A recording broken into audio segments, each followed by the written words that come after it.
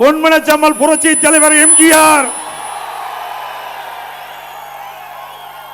இதயம் புரட்சி தலைவி அம்மா இருவரும் தெய்வங்களை வணங்கி கோபிச்செட்டிப்பாளையம் நகரமே அதிர்கின்ற அளவுக்கு, குலுகின்ற அளவுக்கு,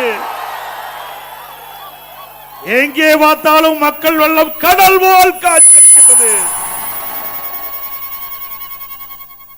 உங்களுடைய ஆரவார நிகழ்ச்சி அடுத்து வருகின்ற சட்டமன்ற தேர்தலில் அண்ணா திமுக வேட்பாளர் வெற்றி பெற்று விட்டார்.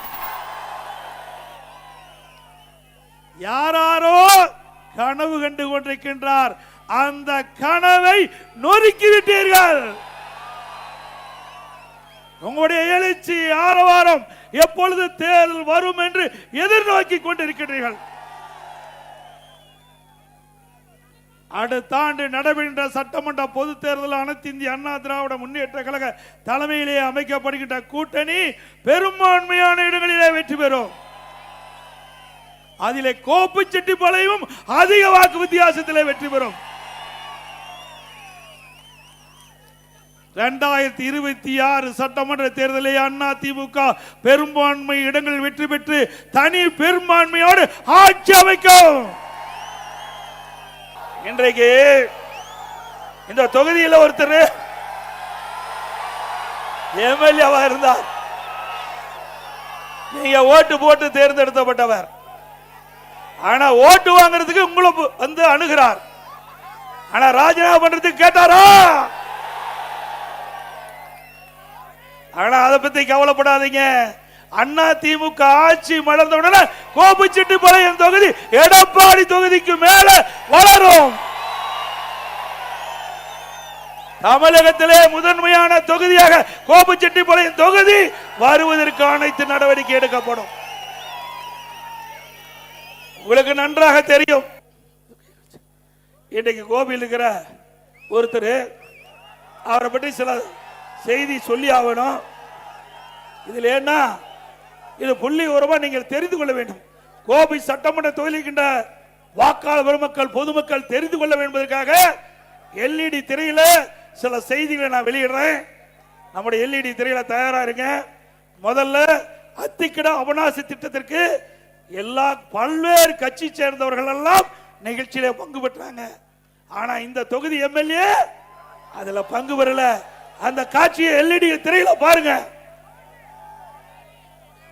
அத்திக்கடவு அவிநாசி திட்ட கூட்டமைப்பு என்பது அரசியல் கட்சியை சார்ந்தது அல்ல. இதில் பல்வேறு அரசியல் கட்சியை சார்ந்த விவசாயிகளும் தாங்கள் விவசாயிகள் என்று ஒரே குடையின் கீழ் இணைந்து எங்களுடைய வாழ்க்கை போராட்டமான அத்திக்கடவை நீரை தேடுவதற்காகத்தான் இந்த கூட்டமைப்பு உருவாக்கப்பட்டது. இந்த கூட்டமைப்பு இந்த நிகழ்விற்காக அனைவருக்கும் நாங்கள் அழைப்பு கொடுத்திருந்தோம். அதே மாதிரி செங்கோட்டையன் ஐயா அவர்களுக்கும் அழைப்பு கொடுத்திருந்தோம். இந்த நிகழ்வு, இந்த நோட்டீஸில் படம் போலின்னு சொல்ற அந்த கேள்வி எல்லாமே அதை பொறுத்த அளவுக்கு நாங்கள் அரசியல் கட்சி சார்ந்தவர்கள் அல்ல. அந்த அத்திக்கடவு அவனாசி திட்டம் நேற்று பொதுச்செயலாளர் கலந்து கொண்ட நிகழ்ச்சி நீங்க புறக்கணிச்சுதான் அவர் கொடுத்தார். அதாவது இந்த அத்திக்கட அவனாசி திட்டத்திற்கு ஏன் நீங்க கலந்து கொள்ளலன்னு சொன்னா, அந்த அத்திக்கட அவனாசி திட்டத்தில் பேக்டோ இருந்தது. அதுல தலைவர் படமும் அம்மா படம் இல்ல, அதனால வள்ளினாங்க. ஆனா இப்ப யார் படத்தை வச்சுக்கிட்டு போய் கட்சியில மாற்று கட்சியில சேர்ந்தீங்க? உங்களுக்கு அடையாளம் கொடுத்தது அண்ணா திமுக, உங்களுக்கு பதவி கொடுத்தது அண்ணா திமுக. இதே கோபிச்செட்டிப்பாளையத்தில் பள்ளி நிகழ்ச்சி, அந்த அரசு பள்ளி நிகழ்ச்சியில அம்மா படமும் இல்ல, தலைவர் படம் இல்ல, அதுல விலையில்லா சைக்கிள் கொடுக்கின்ற காட்சி திரையரங்களை அந்த எல்இடி திரையில பாருங்க. திரு கருணாநிதி படம், திரு ஸ்டாலின் படம் தான் இருக்குது. அப்பவே பிடிஎம் வேலையை ஆரம்பிச்சுட்டார். இது பாருங்க, இது சைக்கிள் கொடுக்கிற அந்த குழந்தைகள் அமர்ந்திருக்கின்ற காட்சி. திரு ஸ்டாலின் படம் தான் இருக்குது. அம்மா படமும் தலைவர் படமும் எங்கே இருக்கின்றது? திரு பார்த்தீங்கல்ல? ஆக வேண்டுமென்றே திட்டமிட்டு அந்த பல்வேறு கட்சி தலைவர்கள், அண்ணா திமுக மட்டும் இல்ல, பல்வேறு அரசியல் கட்சி தலைவர்கள், பல விவசாய சங்க தலைவர்கள், அனைத்து இந்திய அண்ணா திராவிட முன்னேற்ற கழக ஆட்சியில் தான் நாங்கள் 50 ஆண்டு காலம் போராடி வந்த அத்திக்கட அவனாசி திட்டத்தை நிறைவேற்றி தந்தீர்கள். அதனால் அண்ணா திமுகவுக்கு பாராட்டு விழா நடத்துகிறோம் என்று அவனாசிலே பாராட்டு விழா நடத்தினார்கள். அந்த கூட்டத்தை புறக்கணித்தவர் தான் இந்த தொகுதியினுடைய முன்னாள் இப்போ எம்எல்ஏ இல்ல முன்னாள் எம்எல்ஏ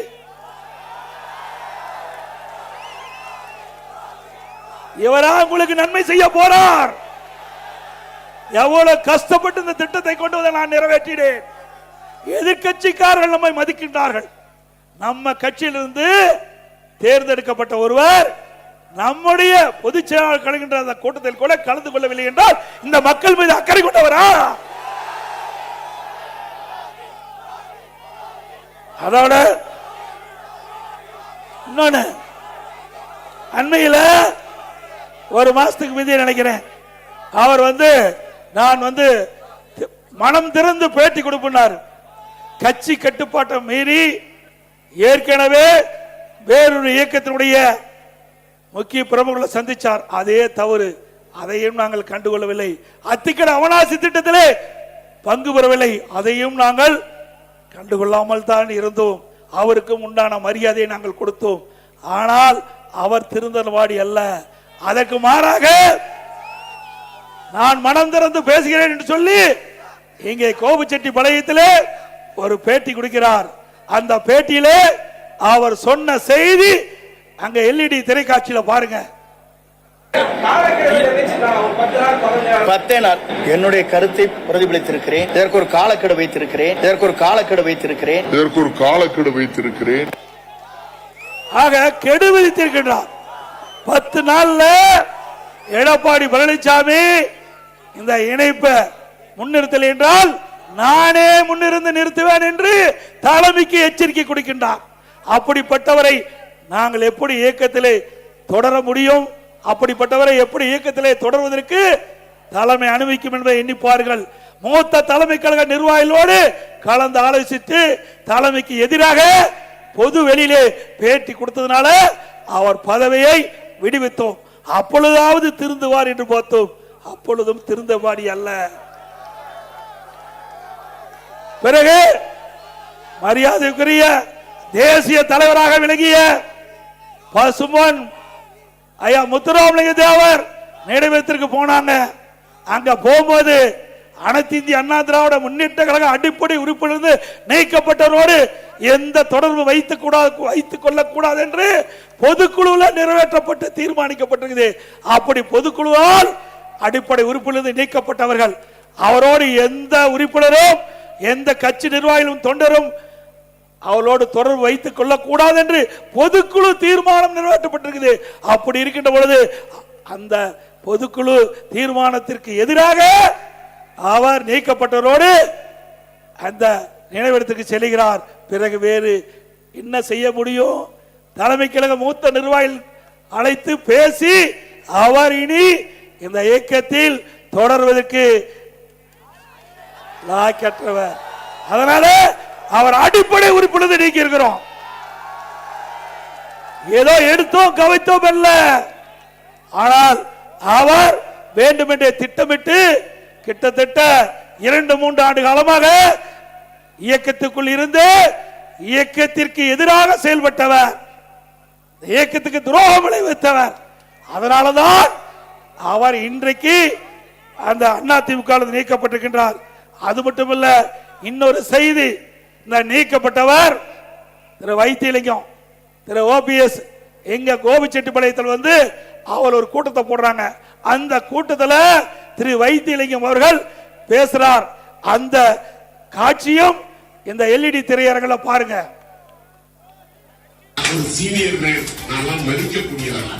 இப்படி தப்பித்தனமாக நடந்து கொண்டாரே, ஒரு தகுதியே இல்லாமல் ஏமாற்றி கோபிச்செட்டிப்பாளையத்திலே வெற்றி பெற்றுக் கொண்டு வந்தார். இப்படி அவர்களே பேசிட்டாங்க. யாரு இவர்? ஒவ்வொரு முறையும் சட்டமன்றத்தில் இவர்களை எல்லாம் அழைத்து அங்க இருக்கின்ற கேண்டீனுக்கு அழைச்சிட்டு போய் இந்த ஆட்சியை ஏதாவது தொந்தரவு கொடுக்க வேண்டும் என்று திட்டமிட்டு அவர்களை விஷமத்தனமாக அவர்களை வெளியேற்றிட்டு இவர் இருந்தார். இப்பொழுது என்ன ஆச்சு?